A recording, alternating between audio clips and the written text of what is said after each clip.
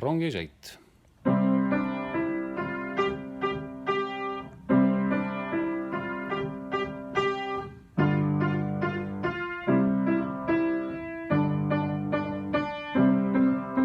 Sama asi kordab. Ja nüüd natukene räägin sulle paar asja siia juurde.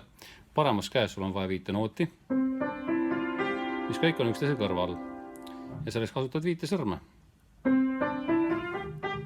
Ära unusta mandariini siia alla mõtlemast. Ja vasakus käes on kusjuures samad noodid sul äärmised.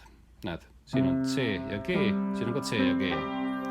Aga vasaku käega neid keskmise noote ei ole sul vaja mängida.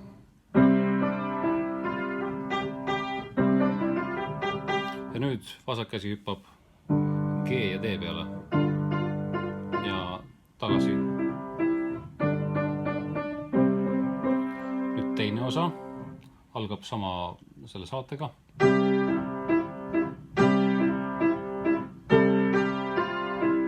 Ja uuesti sinna G-s.